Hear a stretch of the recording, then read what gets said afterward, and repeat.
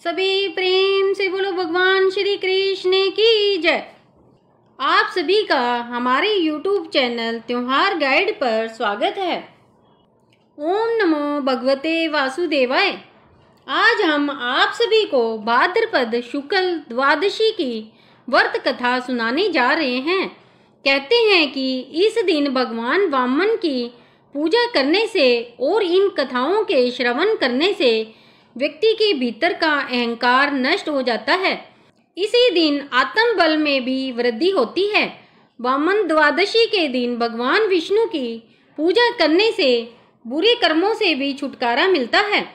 तो आइए बड़ी ही श्रद्धा और प्रेम भाव से वामन द्वादशी की पावन कथा का श्रवण करते हैं और भगवान श्री हरि विष्णु की कृपा के साक्षी बने।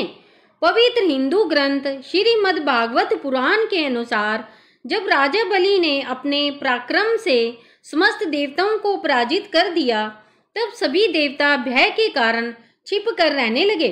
तब माता अदिति ने व्रत रखा और उन्होंने 12 दिन तक केवल दूध का सेवन किया। उनकी भक्ति से श्री हरि अत्यंत प्रसन्न हुए और उन्हें दर्शन दिए। भगवान ने माता अदिति को वरदान स्वरूप उनके पति ऋषि कश्यप द्वारा गर्भवती होने का आशीर्वाद दिया और यह भी कहा कि स्वयं भगवान विष्णु पुत्र रूप में उनके गर्भ से जन्म लेंगे। साथ ही भगवान ने यह भी कहा कि वे उस बालक की रक्षा करेंगे, किंतु इस रहस्य को किसी से प्रकट ना करने की आज्ञा दी और अंतर ध्यान हो गए। भगवान के आशीर्वाद से अदिति गर्भवती हुई और समय आने पर भगवान स्वयं वामन अवतार लेकर प्रकट हुए। उनकी 4 भुजाओं में से एक में शंख, दूसरी में चक्र, तीसरी में गदा और चौथी में कमल सुशोभित था। देखते देखते वे वामन ब्राह्मण के रूप में प्रकट हुए। इस अवतार में उनकी शोभा अद्वितीय थी। पृथ्वी ने उन्हें कृष्ण मर्ग चरम प्रदान किया। चंद्रमा ने दंड, माता अदिति ने कौपीन और कटी वस्त्र, ब्रह्मा जी ने कमंडल, सप्तऋषियों ने कुशा, सरस्वती ने रुद्राक्ष की माला और जगत जननी ने उन्हें भिक्षा दी। इसी कारण इस तिथि को वामन द्वादशी कहा जाता है। जब वामन अवतार प्रकट हुए तब वे राजा बलि के पास गए और भिक्षा स्वरूप 3 पग भूमि मांगी। गुरु शुक्राचार्य ने बलि को ऐसा करने से मना किया, किंतु प्रतिज्ञा पर अड़िग रहते हुए राजा बलि ने विष्णु को 3 पग भूमि दान में दे दी। भगवान ने एक पग से स्वर्ग, दूसरे पग से पृथ्वी को नाप लिया। तीसरे पग को रखने के लिए कोई स्थान शेष न रहा। बलि संकट में पड़ गए कि अब वचन कैसे निभाए। अंततः उन्होंने अपना शीश भगवान के समक्ष अर्पित कर दिया और कहा, प्रभु आपका वचन शिरोधार्य करता हूँ। राजा बलि के वचन पालन से प्रसन्न होकर भगवान विष्णु ने उन्हें वरदान देने का वचन दिया। बलि ने मांगा कि भगवान सदा उनके सम्मुख रहे। तब श्री विष्णु ने अपने वचन का पालन करते हुए पाताल लोक में राजा बलि के द्वारपाल बनने का स्वीकार किया। वामन द्वादशी पूजन विधि। इस दिन प्रातः काल भक्तों को श्री हरि का स्मरण कर विधि विधान से पूजा करनी चाहिए। शुद्ध देसी घी का दीपक जलाकर चंदन, तुलसी पत्र, रक्त चंदन, मौसमी और मिश्री का भोग अर्पित करना चाहिए। तत्पश्चात रुद्राक्ष की माला से मंत्र जप करे। संध्या समय व्रत रखकर भगवान वामन का पूजन और कथा श्रवण करना चाहिए। परिवार सहित भगवान का प्रसाद ग्रहण करने से पुण्य प्राप्त होता है। इस दिन चांदी, चावल और दही का दान विशेष फलदायी माना जाता है। मान्यता है कि इस दिन व्रत एवं पूजन करने से भगवान वामन प्रसन्न होकर भक्तों की सभी मनोकामनाएं पूर्ण करते हैं। ऐसा ही कहा जाता है कि वामन द्वादशी पर पूजा करने से मनुष्य के सभी पाप नष्ट हो जाते हैं। साथ ही इस पूजा से कार्य और व्यापार में आने वाली बाधाएं भी दूर होती है। यदि प्रतिदिन भगवान को अर्पित अन्न का सेवन किया जाए तो मनुष्य हर प्रकार के दोषों से मुक्त हो जाता है। वामन द्वादशी के पूजन और व्रत से निरोगी काया, सफलता और पारिवारिक सुख की प्राप्ति होती है।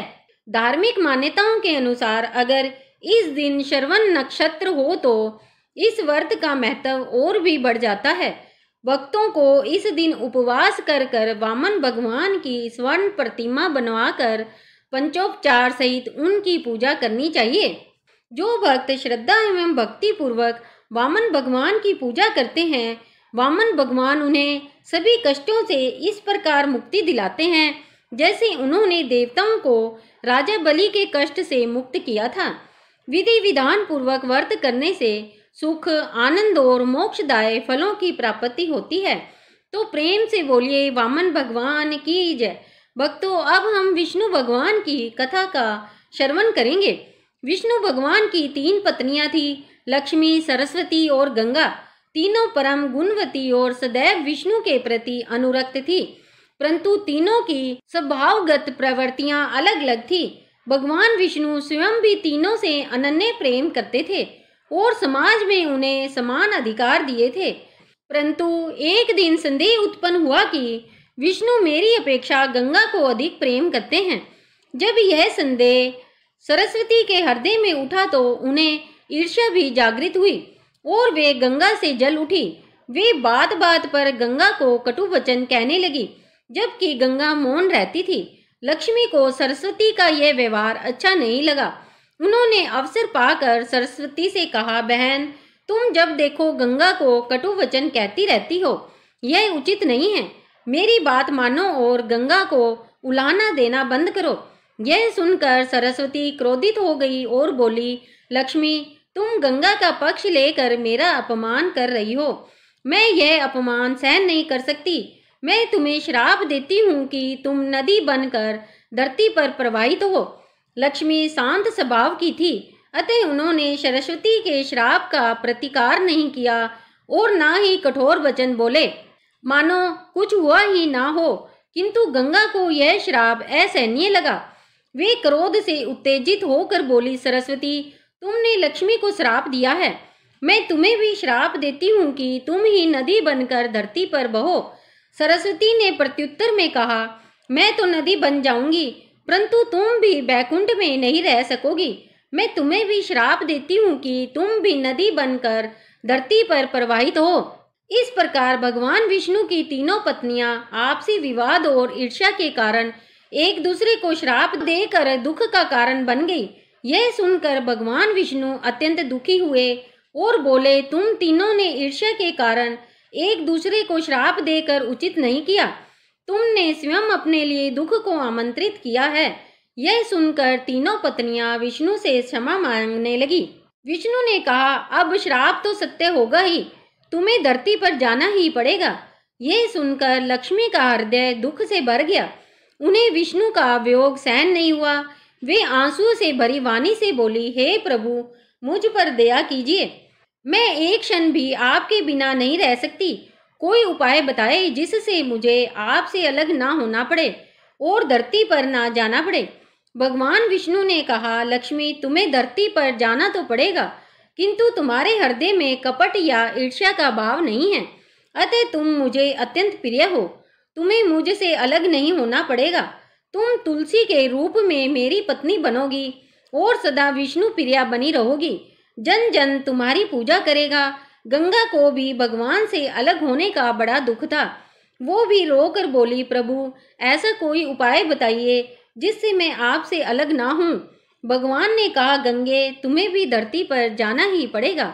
राजा भागीरथ अपने पूर्वजों के उद्धार के लिए तप कर रहे हैं। तुम्हें गंगा रूप में धरती पर अवतरित होकर भागीरथ के पूर्वजों का उद्धार करना होगा। तुम धरती पर बहकर अंततः समुद्र में मिल जाओगी और सदा मुझ में ही विलीन रहोगी। स्वर्ग से अवतरित होकर भी तुम मेरा ही अंश बनी रहोगी।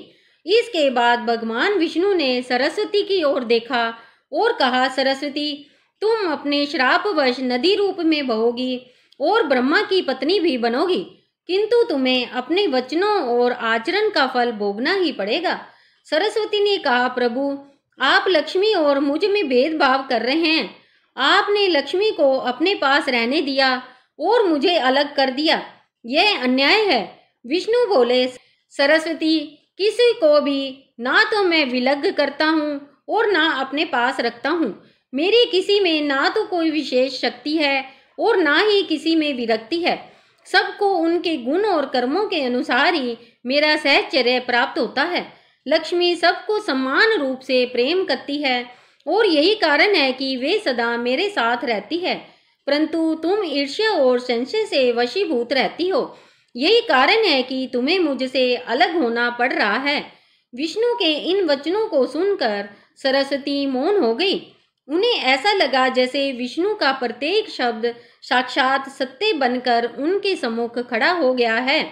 एक समय सावनी मुनि की पुत्री तुलसी, जो अत्यंत सुंदर थी, ने यह संकल्प किया कि वे भगवान नारायण को पति रूप में प्राप्त करेगी। इसके लिए वे बद्रीवन में जाकर कठोर तपस्या करने लगी। दीर्घकालीन तप से प्रसन्न होकर ब्रह्मा जी ने उन्हें दर्शन दिया और वर मांगने को कहा। तुलसी ने कहा, हे सृष्टिकर्ता ब्रह्मदेवा, आप अंतर्यामी हैं, आपसे क्या छुपा है? फिर भी मैं अपनी इच्छा बताती हूँ। मैं चाहती हूँ कि भगवान श्री हरि मुझे पति रूप में प्राप्त हो। ब्रह्मा जी बोले, देवी, पूर्व जन्म में अपराधवश तुम्हें श्राप मिला है और इसी प्रकार नारायण के एक पार्षद को भी दैत्य कुल में जन्म लेने का श्राप मिला है। वह दैत्य नारायण का अंशधारी होगा और उसी से तुम्हारा विवाह होगा। जब वह श्राप से मुक्त होगा तब नारायण सदा सर्वदा के लिए तुम्हारे पति बनेंगे। तुलसी ने यह वचन स्वीकार किया। दैत्य कुल में वह पार्षद शंखचूड़ के रूप में जन्मा। कुछ समय बाद जब वह ब्राह्मण का वेश धारण किए बद्रीवन पहुंचा तो वहां तुलसी को देखकर मोहित हो गया और विवाह का प्रस्ताव रख दिया। उसी समय ब्रह्मा जी वहां आए और बोले, तुलसी देखो, शंखचूड़ कैसा देवोपम प्रतीत हो रहा है। यद्यपि वह दैत्य कुल में जन्मा है, फिर भी उसमें नारायण का अंश विद्यमान है। तुम इसका प्रस्ताव स्वीकार करो। तुलसी ने स्वीकार कर लिया और गंधर्व विवाह हुआ। तुलसी शंखचूड़ के महल में पत्नी रूप में रहने लगी। शंखचूड़ ने अपनी पत्नी तुलसी के साथ राज्य का विस्तार इतना किया कि देवताओं तक को पराजित कर दिया। देवताओं की स्थिति दयनीय हो गई। वे ब्रह्मा, विष्णु और शिव के पास अपनी व्यथा सुनाने पहुंचे। ब्रह्मा ने कहा, शंखचूड़ को तब तक पराजित नहीं किया जा सकता जब तक तुलसी का पतिव्रत धर्म भंग ना हो। विष्णु ने कहा, शंखचूड़ पूर्व जन्म में मेरा पार्षद था, श्रापवश दैत्य कुल में जन्मा और तुलसी के पतिव्रत से अजय है। देवताओं की सहमति से भगवान शिव ने शंखचूड़ को संदेश भेजा, देवताओं का राज्य लौटा दो या युद्ध करो। शंखचूड़ ने उत्तर दिया, राज्य विस्तार करना हर राजा का धर्म है। मैंने किसी को कष्ट नहीं दिया। देवता मेरी प्रजा बनकर रहे। युद्ध उचित नहीं है। भगवान शंकर मुस्कुराए, क्योंकि वे जानते थे कि समय समीप है। युद्ध छिड़ गया। कई दिनों तक शंखचूड़ अदृश्य रहकर अस्त्र शस्त्र चलाता रहा। देवता असहाय हो गए। तब भगवान शिव ने विष्णु से उपाय करने को कहा। विष्णु तुलसी के पास ब्राह्मण का रूप धारण कर कर गए और युद्ध विजय का समाचार सुनाकर उनके गले लग गए। पतिव्रता तुलसी ने अज्ञानवश आलिंगन किया और उसी क्षण उनका पतिव्रत नष्ट हो गया। उसी समय भगवान शिव ने शंखचूड़ का वध कर दिया।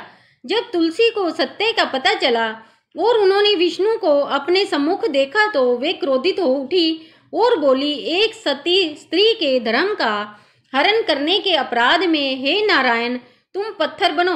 विष्णु ने उनके श्राप को शिरोधार्य कर कहा, देवी, तुम्हारे तथा शंखचूड़ के कल्याण के लिए ही मुझे यह करना पड़ा।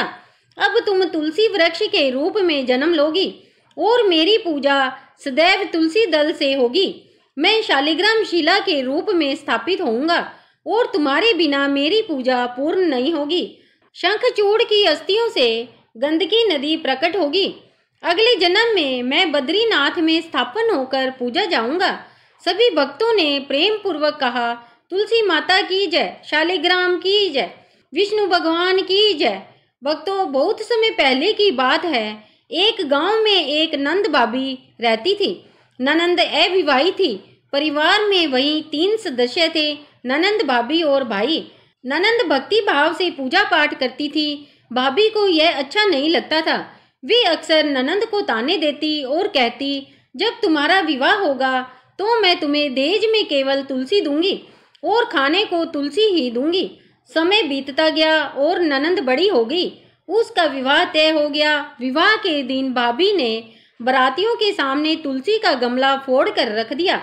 लेकिन ननंद की सच्ची भक्ति और श्रद्धा से तुलसी माता बहुत प्रसन्न थी। इसी कारण तुलसी माता की कृपा से तुलसी का गमला स्वादिष्ट व्यंजन में बदल गया। यह चमत्कार देखकर भाभी बहुत आश्चर्यचकित हो गई, लेकिन फिर भी उसकी आदत नहीं गई। उसने अपनी ननंद को गहने के बदले तुलसी की मंजरी पहनने को दी, परंतु तुलसी माता की कृपा से वह मंजरी भी सोने के आभूषण में बदल गई। यह देखकर भी भाभी हैरान रह गई, मगर अपनी कुटिल करनी न छोड़ी। उसने वेशभूषा के स्थान पर तुलसी रख दी, लेकिन तुलसी माता की कृपा से वह तुलसी रेशमी और सुंदर वस्त्र में बदल गया। भाभी बहुत पापी थी, इसलिए तुलसी माता की महिमा को ना पहचान सकी। भाई ने अपनी बहन को बड़े प्यार और आदर के साथ विदा किया। बहन ससुराल गई। ससुराल वालों ने उसके दहेज की बहुत बड़ाई की। जब यह बात भाभी को मालूम हुई तो उसे बड़ा आश्चर्य हुआ और तुलसी जी की पूजा का महत्व समझ में आ गया। भाभी की एक लड़की थी। अब भाभी सोचने लगी कि क्यों ना मैं भी अपनी बेटी को तुलसी माता की पूजा करने को कहूँ। भाभी ने अपनी लड़की से कहा, तू भी तुलसी माता की सेवा कर, तुझे भी अपनी बुआ की तरह फल मिलेगा।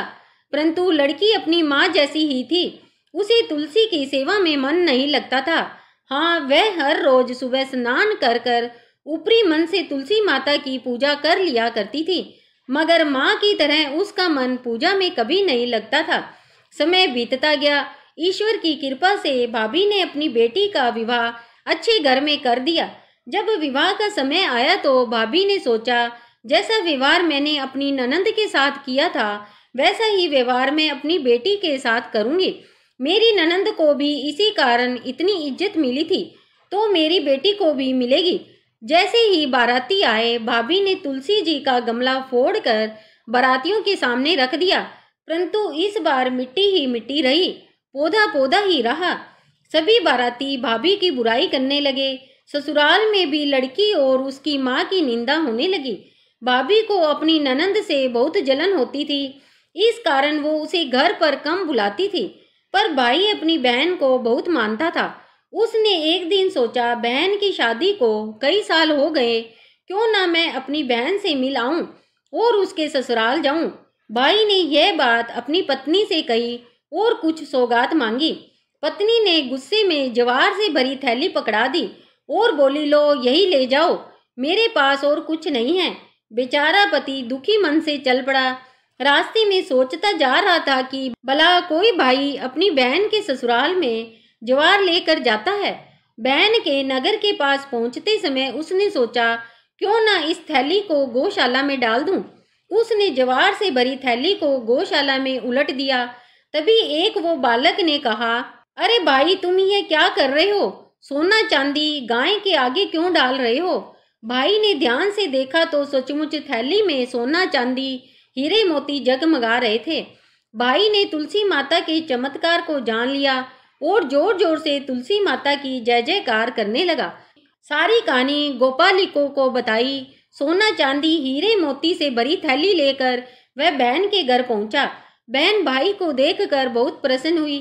भाई ने बहन को सारी बात बताई कि किस प्रकार भाभी ने ज्वार की थैली दी थी और तुलसी माता की कृपा से वह सोना चांदी में बदल गई। अब भाई बहन घर आकर भाभी को भी सारी कहानी सुनाने लगा और तुलसी माता की महिमा को समझाया। उन्होंने प्रतिदिन तुलसी माता की पूजा आरंभ कर दी। तुलसी माता भी प्रसन्न होकर उनके घर में अन्न धन का भंडार भरने लगी। भाभी की बेटी को भी अच्छा घर वर मिला। सभी ने मिलकर कहा, तुलसी मैया की जय हो, शालिग्राम जी की जय हो, विष्णु भगवान की जय हो। बहुत समय पहले की बात है, एक गांव में एक बुढ़िया तुलसी माता का पूजन और कीर्तन करती थी और बुढ़िया माई हर रोज तुलसी माँ को सींच कर कहती थी, हे तुलसी माता, मैं तेरा बिरला सिंचू, तू मेरा निस्तारा कर दे। बुढ़िया माई तुलसी से कहती थी कि मुझे बहू दे, पीताम्बर की धोती दे, मीठा मीठा घास दे, बैकुंठा में बास दे, चटके की चाल दे, पटके की मोत दे, चंदन का हार दे, रानी का सा कांच दे, दाल भात का जीवन दे, 11 की मौत दे, कृष्ण जी का कांधा दे। तब तुलसी माता यह सुनकर सूखने लगी। तो भगवान ने पूछा कि हे तुलसी, तुम क्यों सूख रही हो? तो तुलसी माता ने कहा कि एक बुढ़िया रोज आती है और यही बात कहकर जाती है। मैं सब बातें तो पूरा कर सकती हूँ, लेकिन भगवान कृष्ण का कांधा कहाँ से लाऊंगी? तो भगवान बोले, जब वह मरेगी तो मैं अपना कांधा खुद दे दूंगा। तू बुढ़िया माई से कह देना। जब बुढ़िया माई मर गई, सब लोग आ गए, सब माई को ले जाने लगे तो माई किसी से भी ना उठे। तो भगवान श्री कृष्ण जी एक 12 वर्ष के बालक का रूप धारण कर कर आए और बालक ने कहा, मैं बुढ़िया माई के कान में एक बात कहूँगा तो बुढ़िया माई उठ जाएगी। बालक ने बुढ़िया माई के कान में कहा, बुढ़िया माई मन की निकाल ले, पीताम्बर की धोती ले, मीठा मीठा घास ले, बैकुंठा में बास ले, चटके की चाल ले, पटके की मौत ले, कृष्ण जी का कांधा ले। यह सुनकर बुढ़िया माई हल्की हो गई। तो भगवान श्री कृष्ण ने उन्हें कांधा दिया और बुढ़िया माई को मुक्ति मिल गई और उसकी आत्मा सीधी बैकुंठ धाम चली गई। तुलसी माता प्रसन्न हुई और भगवान ने कहा, हे तुलसी, देखो तुम्हारी भक्त बुढ़िया ने तुम्हारी पूजा और भक्ति के बल से मोक्ष प्राप्त कर लिया। अब वह सदा सदा के लिए मेरे धाम में वास करेगी। तब से यह कथा सुनाने और सुनने वालों को विश्वास हो गया कि जो तुलसी माता का पूजन और नाम स्मरण करता है उसे जीवन में सुख, शांति और अंत में मोक्ष अवश्य मिलता है। प्रेम से बोलिए तुलसी माता की जय, श्री कृष्ण भगवान की जय। किसी नगर में एक ब्राह्मण अपनी पत्नी के साथ रहता था। वह भिक्षा मांगकर जीवन गुजारा करता था और भगवान की पूजा में लगा रहता था। वह उतनी ही भिक्षा मांगता जिससे उसका और उसके परिवार का पेट भर सके। नगर का राजा बहुत धनवान था और ब्राह्मणों का आदर करने वाला था। राजा किसी भी ब्राह्मण को अपने महल से खाली हाथ नहीं जाने देता था। दूर दूर से ब्राह्मण राजा के पास आते और मन मांगा दान लेकर आशीर्वाद देकर लौट जाते थे। एक दिन ब्राह्मण की पत्नी ने ब्राह्मण से कहा, दूर दूर से ब्राह्मण राजा से मनचाहा दान लेकर चले जाते हैं और तुम यहाँ रहकर राजा के पास नहीं जाते। क्या मैं जन्म भर कंगाली झेलती रहूं? आज तुम जाकर राजा से कुछ मांग लो। ब्राह्मण ने पत्नी को समझाते हुए कहा, तू बावली है, हमें धन की क्या जरूरत है? हमें इतना मिल जाता है कि जिससे हम पेट भर सकते हैं। राजा का धन अच्छा नहीं होता, हमें वह नहीं लेना चाहिए। ब्राह्मण की पत्नी जिद पर आ गई और बोली, मैं तेरी कोई बात नहीं सुनूंगी। कब तक हम कंगाली में जिएंगे? तू रोज माला लेकर बैठ जाता है, बच्चों को क्या खिलाएंगे और क्या पहनाएंगे? उनका भी मन मुरझा जाएगा। अब तू राजा के पास जा, राजा बहुत भला व्यक्ति था, अवश्य मन मांगा दान देगा। मजबूर होकर ब्राह्मण राजा के महल की ओर चल पड़ा, परंतु उस दिन राजा महल में नहीं था। ब्राह्मण वापस लौट आया। अगले दिन पत्नी ने फिर भेजा, लेकिन राजा फिर ना मिला। तीसरे दिन जाकर राजा से मिला। राजा ने उसका स्वागत किया, आसन पर बैठाया और 2 दिन ना मिलने के लिए क्षमा मांगी। राजा ने कहा, मैं आपकी क्या सेवा कर सकता हूँ? ब्राह्मण बोला, जो मैं मांगू क्या आप देंगे? राजा बोला, हाँ अवश्य। ब्राह्मण बोला, महाराज, मुझे और कुछ नहीं चाहिए, बस आप अपनी मेहनत की कमाई से मिले पैसे दान में दीजिए। यह सुनकर राजा हैरान हुआ और मन ही मन सोचने लगा, मेरे महल में तो अपार धन है, पर मेरी मेहनत की तो एक कौड़ी भी नहीं है। राजा ने ब्राह्मण से 1 दिन का समय मांगा। ब्राह्मण खाली हाथ लौट आया। पत्नी ने पूछा, राजा ने कुछ नहीं दिया? ब्राह्मण बोला, कल देने के लिए कहा है। पत्नी सोचने लगी, शायद इन्होंने बहुत धन मांगा होगा, इसलिए समय लगा। इधर राजा ने अपने राजसी वस्त्र बदलकर फटे कपड़े पहने और मजदूर का वेश बनाया। रानी ने कारण पूछा तो सब बताया। रानी ने कहा, मैं भी आपके साथ चलूंगी। दोनों मजदूरी की तलाश में निकले। लोहारों के मोहल्ले में एक लोहार ने उन्हें काम दिया, पहिए पर हाथ चढ़ाने का। राजा को हथौड़ा पीटना था और रानी को केन से पानी लाकर भट्टी में डालना था। दिन भर काम करने पर 2-2 पैसे मिलते। राजा ने जैसे तैसे लोहे पर हथौड़ा चलाया। रानी पानी और कोयला लाती रही। पसीने से तरबतर राजा और थकी हुई रानी ने पूरे दिन मेहनत की। लोहार ने 2-2 पैसे दिए। वे प्रसन्न होकर महल लौटे। आज उन्हें समझ आया कि मेहनत की कमाई क्या होती है। राजा ने वे पैसे अलग रख दिए। अगले दिन ब्राह्मण को बुलाकर वे पैसे दान दे दिए। ब्राह्मण ने आशीर्वाद दिया और सिक्के तुलसी के पास रख दिए। समय बीतता गया, पौधों पर फूल खिले, मुरझाए और उनकी जगह मोती झड़ने लगे। ब्राह्मणी ने मोतियों को समेटा और घर में रख दिया। वह उन्हें बीज समझती रही और सब्जी के बदले देने लगी। धीरे धीरे ढेर लग गया। उधर राजा के महल में राजहंस मोती चुगते थे, पर अब धन समाप्त हो गया। ब्राह्मण ने सोचा, राजा दानी है, सब दान कर दिया, अब सहायता करनी चाहिए। ब्राह्मणी ने टोकरी भर मोती दिए। राजा ने उन्हें देखा, राजहंस को खिलाया और पूछा, यह मोती कहाँ से आए?